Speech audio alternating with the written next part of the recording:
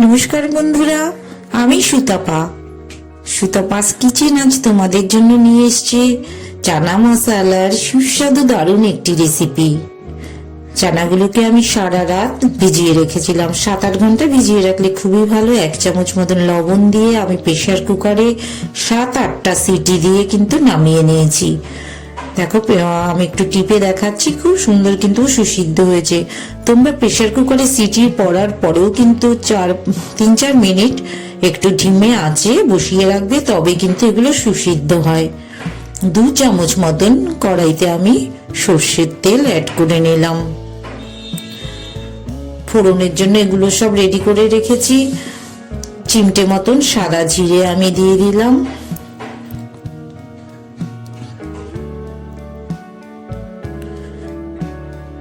এক টুকরো দারচিনি মিশিয়ে দিলাম। একটা গোটা এলাচ দিয়ে দিলাম। ফোড়নের জন্য কিন্তু এগুলো সব আমি অ্যাড করে নিচ্ছি। কয়েকটা লবঙ্গ দিয়ে দিলাম।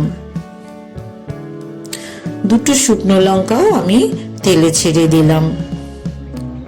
মোটামুটি ভাজা ভাজা হয়ে এসছে। একটা তেজপাতাও দিয়ে দিলাম। ফোড়নটা কিন্তু আমার রেডি হয়ে এসছে।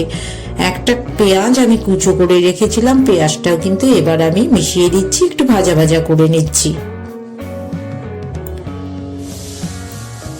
মোটামুটি ব্রাউন কালার যখন হয়ে আসবে তখন আমি 7-8 কোয়া রসুন থেতো করে রেখেছিলাম, রসুনটাও কিন্তু আমি একই সাথে ভেজে নিচ্ছি। আমার কিন্তু মোটামুটি ভাজাটা হয়ে এসছে।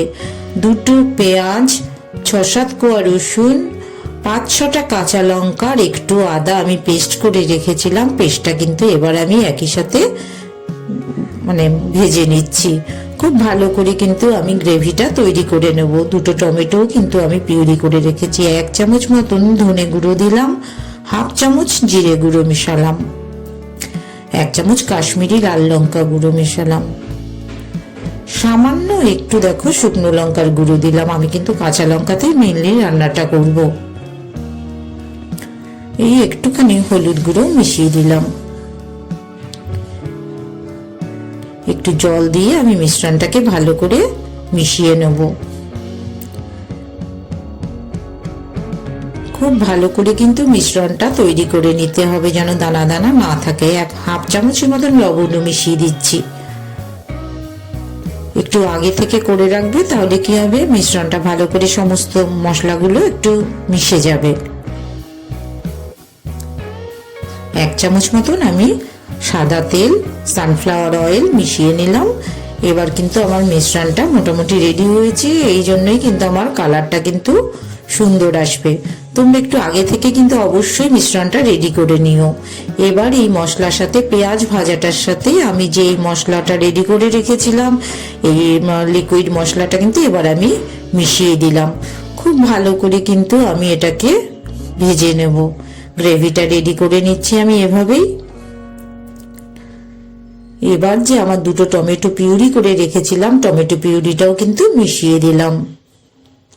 আমার কিন্তু একদম গ্রেভিটা রেডি হয়ে গেছে, তেল ছাড়া শুরু হয়ে গেছে। এবার আমি সেদ্ধ চানাগুলোকে মিশিয়ে দেব। তোমরা কিন্তু অবশ্যই প্রেসার কুকারটাকে বেশ কিছুক্ষণ কিন্তু ধিমে আঁচে বসিয়ে রাখবে। 3-4 মিনিট বসিয়ে রাখবে, তবেই কিন্তু এগুলো সুসিদ্ধ হবে। মোটামুটি আমার কিন্তু গ্রেভি রেডি হয়ে গেছে। 1 চামচ মতন গ্রেভির জন্য আমি লবণ মিশিয়ে দিলাম। একদম শেষে 1 চামচ চাট মশলা কিন্তু আমি মিশিয়ে দিচ্ছি। দেখো খুব সুন্দর কিন্তু আমার কালারও চলে এসছে, আর গ্রেভিটাও সুন্দর হয়েছে।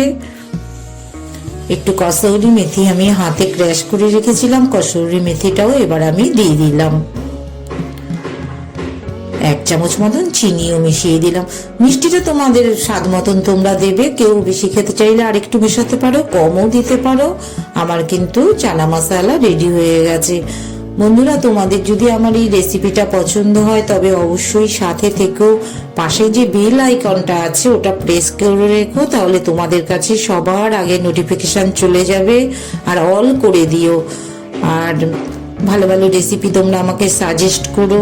ভালো লাগলে তো অবশ্যই লাইক শেয়ার করো। আর নতুন নতুন রেসিপি তোমরা আমাকে সন্ধান দিও। ভালো থেকো, আবার দেখা হবে। সবাই এনজয় করো। ভালো থেকো সবাই বন্ধুরা।